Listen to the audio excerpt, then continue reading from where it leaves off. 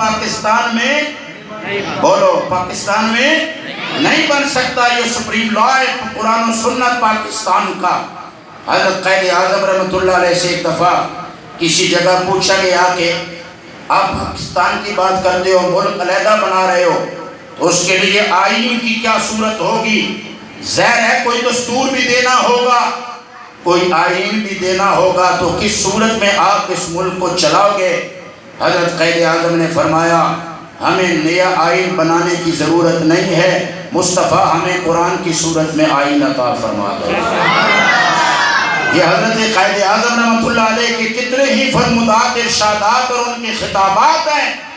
تو لہذا پاکستان اسلام کے نام پر بنا ہے, کلمہ طیبہ کے نام پر بنا ہے, اور ہمارا قانون ہے ملک کا بھی آئین میں لکھا ہے کہ پاکستان میں کوئی قانون قرآن و سنت کے خلاف نہیں بن سکتا. اب یہ میں نے بنیاد اس لیے رکھی ہے کہ کچھ اطراف سے یہ آوازیں آ رہی ہیں کہ جی پاکستان میں بھی یہ قانون ہونا چاہیے کہ 18 سال سے پہلے عمر کا کوئی اگر کلمہ پڑھ لے تو اس کو مسلمان تصور نہ کیا جائے, اس کو کلمہ پڑھنے کا حق نہیں ہے جب تک 18 سال کی عمر کا پورا نہ ہو جائے. اس کے بعد اگر کلمہ پڑھے تو اس کی مرضی ہے.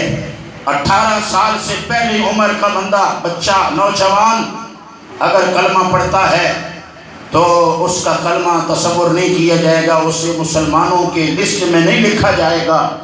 قانون یہ بنانے کی کوشش کی جا رہی ہے, جیسا کہ ہم کچھ اطراف سے سن رہے ہیں کہ ایسا ہو کہ اگر اس سے کم عمر 18 سال سے کم عمر کا کوئی بندہ, بچہ, نوجوان کلمہ پڑھ لیتا ہے تو پھر اسے ایک جج کی کسٹڈی میں 6 مہینے رکھا جائے گا, اور جج اسے تقابل ادیان کا مطالعہ کرائے گا کہ یہ عیسائیت ہے, یہ یہودیت ہے, یہ سکھ مذہب ہے, یہ ہندوازم ہے, یہ اسلام ہے, بتلا یہ سب. یہ 6 مہینے اسے جج کی کسٹڈی میں رکھیں گے, پھر اس کے بعد اس سے پوچھا جائے گا, اور اگر وہ اس وقت بدلتا ہے پھر جاتا ہے تو جن لوگوں نے اسے کلمہ پڑھایا ہوگا ان کے خلاف قانونی کارروائی ہوگی. 10 سال انہیں جیل میں رکھا جائے گا کہ تم نے اس کو کلمہ کیوں پڑھایا. بھائی بات یہ ہے کہ دین اسلام کی جو تعلیمات ہیں ان دینی تعلیمات میں یہ ہے کہ لا اکراہ فی الدین, دین میں کوئی جبر نہیں ہے.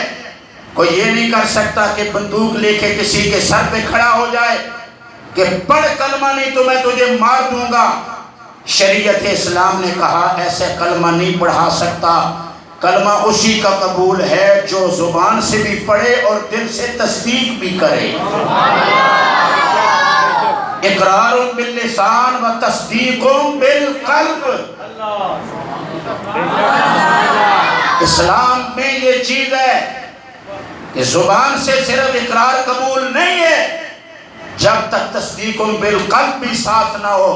تو زبردستی اگر کوئی بندوق کے زور پہ کلمہ پڑھائے شریعت اس کی اجازت نہیں دیتی. بھائی جیسے شریعت کسی کو زبردستی کلمہ پڑھانے کی اجازت نہیں دیتی, ایسے ہی اگر کوئی پڑھنا چاہے تو اسے زبردستی روکنے کی بھی اجازت نہیں دیتی. اگر سمجھے تو پیار سے بولے ذرا سبحان اللہ. یعنی زبردستی کلمہ پڑھانے کی بھی اجازت شریعت نہیں دیتی, اور اگر کوئی پڑھنا چاہے تو اس کو زبردستی روکنے کی بھی اجازت نہیں دیتی ہے. لوگ کہتے ہیں بچپن کا کلمہ قبول نہیں, تو پھر مولا علی نے کس عمر میں کلمہ پڑھا ہے؟ بولے نہیں ہیں آپ, پیار سے کہیں ذرا سبحان. وہ جی چھوٹی عمر ہے, اس میں بندے کو فیصلہ کرنے کا ملکہ نہیں ہوتا. نابالغ عمر میں کیا بچے کی رائے قبول کی جائے, لہذا جب بالغ ہو تو پھر رائے لی جائے گی. میں یہ کہنا چاہتا ہوں ظالموں, تم نے کلمہ نہیں پڑھا, تم نے کلمہ نہیں پڑھا, رسول اللہ کی سیرت نہیں دیکھی, خلفائے راشدین کی سیرت نہیں دیکھی. شاید اللہ کو پتہ تھا کہ کبھی یہ بحث اٹھے گی کہ بچے کا کلمہ معتبر ہے یا نہیں ہے. اسی لیے اللہ نے علی سے بچپن میں کلمہ پڑھوایا۔ میں نے کچھ کہہ دیا، آپ نہیں سمجھے، اللہ ہی خیر کرے۔ اللہ کو پتا تھا کبھی یہ آواز اٹھے گی کہ بچپن کا پڑھا ہوا کلمہ معتبر نہیں ہے، تو اللہ نے فرمایا علی تو بچپن میں ہی پڑھ، تو بچپن میں ہی مسلمان ہو، چھوٹی عمر میں ہی کلمہ پڑھ، تاکہ ساری کائنات دیکھ لے کہ اگر بچپن کا پڑھا ہوا کلمہ معتبر نہیں ہوتا تو پھر دیکھو تو صحیح ساری ولیوں کا سردار علی تو بچپن میں کلمہ پڑھ رہا ہے۔ تو اس لیے جو مسلمان ہے وہ اس رائے کو کبھی بھی قبول نہیں کرتا، نہ کرے گا کہ بچپن میں جو مسلمان ہو اسے مسلمان ہی نہ مانو۔ کیوں نہ مانو؟ جب کلمہ پڑھ لیا، اللہ کا بن گیا، رسول کا غلام ہو گیا، زبردستی کوئی نہیں پڑھا سکتا۔ لیکن اگر کوئی آ جائے بچپن میں کلمہ پڑھنے کے لیے تو دنیا کی کوئی طاقت اسے کلمہ پڑھنے سے نہیں روک سکتی ہے، اس لیے کہ یہ پیاروں کی سنت چلی آ رہی ہے، یہ پیاروں کا طریقہ چلا آ رہا ہے۔ پھر آپ دیکھیں ذرا، صرف مولا علی نہیں، باقی بھی دیکھیں تو بڑی لمبی لسٹ ہے بچپن میں کس کس نے کلمہ پڑھا۔ آج وطن ملا ہے کلمے کے نام پر، وطن ملا ہے اسلام کے نام پر، وطن ملا ہے قرآن کے نام پر۔ موج مستی میں بھول نہ جاؤ، جو نعمتیں دیتا ہے وہ چھینتا بھی ہے۔ موج مستی میں کوئی یہ بھول نہ جائے کہ شاید اب ہم ہی ہم ہیں۔ اس ہندوستان کی سرزمین پر پتہ نہیں کتنے آئے کہنے والے کہ ہم ہی ہم ہیں۔ یہاں اکبر بھی آیا، یہاں نہ جانے کیسے کیسے اسلام مخالف ذہن کے حکمران ہندوستان میں آئے کہ اسلام کو دیش نکالا دیا جائے۔ اکبر نے بھی کہا تھا کچھ چیزیں اسلام کی لے لیتے ہیں، کچھ یہودیوں سے لے لیتے ہیں، کچھ سکھوں سے لے لیتے ہیں، کچھ ہندوؤں سے لے لیتے ہیں، کچھ عیسائیوں سے لے لیتے ہیں، اور سارا کر کے دین الہی کے نام پر اس نے نیا دین بنایا کہ سب لوگ متفق ہو جائیں، ہندو سکھ سارے اکٹھے ہو جائیں، اچھی اچھی چیزیں ساری جگہوں سے لے لیں جو جو جس کی ضرورتیں ہیں۔ جب اسلام کا چہرہ اس نے بگاڑنا چاہا تو اللہ نے پھر اس کا چہرہ بگاڑنے کے لیے مجدد الفسانی کو کھڑا کیا۔ پیار سے نہیں بولے، ذرا محبت سے بولے، ذرا پیار سے چلا۔ یہ ہماری ہسٹری ہے، یہ ہماری تاریخ ہے کہ جو بھی اسلام کی راستے میں رکاوٹ بننے کے لیے ظالم بنا، اس کا سر قلم کرنے کے لیے، سر جھکانے کے لیے، اسے نیست و نابود کرنے کے لیے اللہ نے کوئی نہ کوئی مجاہد کھڑا کر دیا۔ حضرت مجدد الفسانی رحمۃ اللہ علیہ کو جیل میں ڈالا گیا، تشدد کیا گیا، اللہ والے کو نہ جانے کتنی حیثیت سے دوچار کیا گیا، لیکن اللہ کے اس بندے نے اپنی آواز کو بلند رکھا۔ نتیجہ یہ کہ جو اسلام کا اصل چہرہ بگاڑنا چاہتے تھے ان ظالموں کا نام و نشان بھی نہیں ملتا، اور ہر جگہ مجدد الفسانی کی عظمتوں کے نعرے لگ رہے ہیں،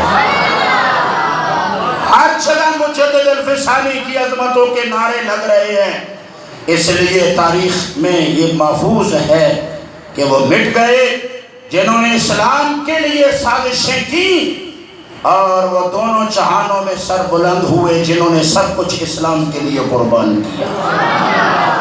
تو حضرات گرامی، اللہ کے نزدیک پسندیدہ دین دین اسلام ہے۔ بولو کون سا دین ہے؟ بولو ذرا کون سا دین ہے؟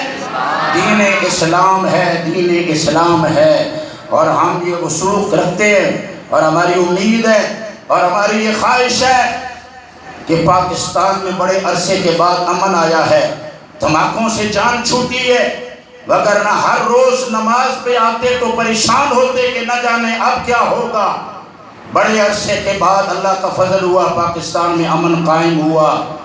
سازشی اپنی سازشوں میں مصروف ہیں، کبھی کسی شیعہ سے صحابہ کی گستاخی کروا دی جاتی ہے سازش کے تحت، کبھی کسی سے آل بیت کی گستاخی کروا دی جاتی ہے سازش کے تحت، کہ یہاں پاکستان میں لوگ آپس میں لڑیں، بدامنی پیدا ہو، اور جب بین المسالک یہ سازشیں کامیاب نہ ہوئیں تو اب ایک نئی سازش کے تحت یہ سازش کی جا رہی ہے کہ قانون ایسا لایا جائے جس کے قانون لانے کی وجہ سے پاکستان میں بدامنی ہو، مسلمان مہنگائی، کھانا، پانی، رہائش، بجلی، گیس، یہ ساری چیزوں میں خاموش رہ سکتا ہے، لیکن جب اسلام کے راستے میں کوئی رکاوٹ ڈالنا چاہے گا تو کوئی بندہ مومن اس معاملے میں خاموش رہ سکتا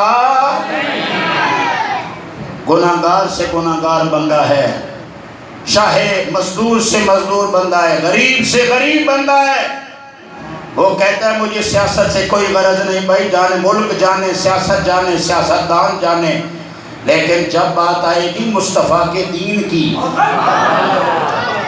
جب بات آئے گی اسلام کی، جب بات آئے گی قرآن کی، پھر اس وقت نہ امیر نہ غریب نہ چھوٹا نہ بڑا، سب مدینے والے کے غلاموں کی ایک ہی آواز ہوگی۔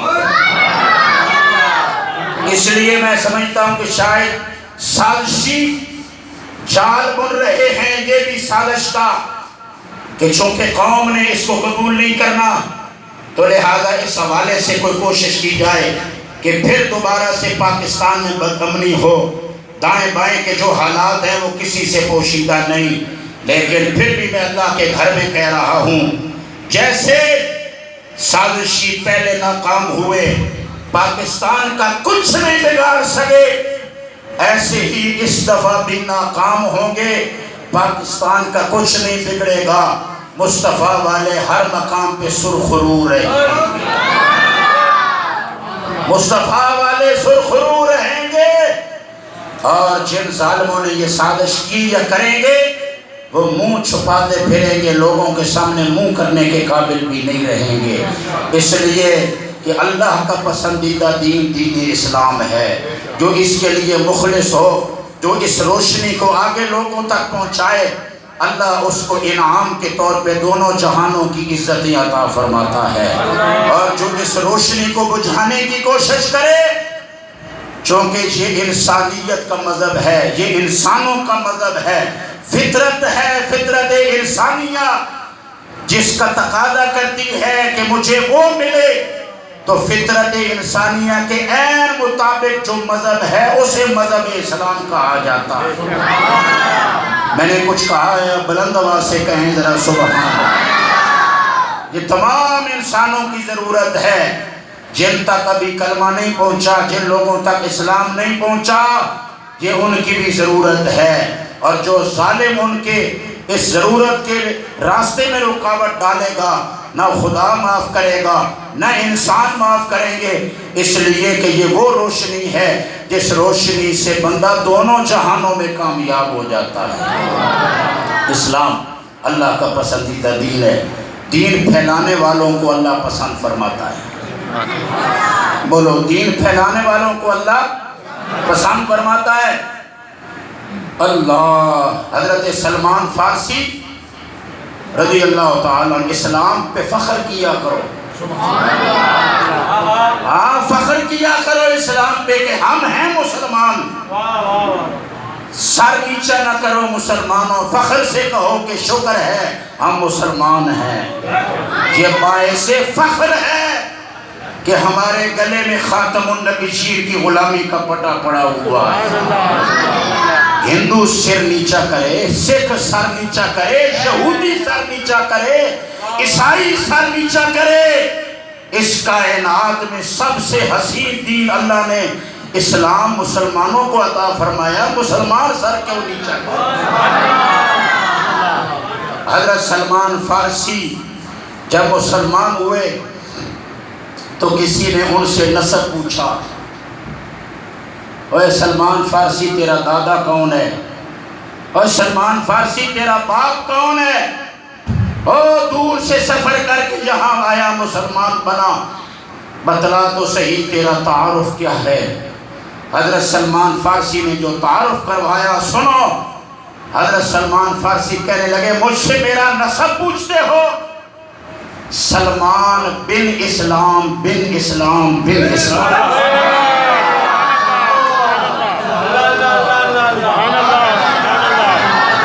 سلمان بن اسلام بن اسلام بن اسلام.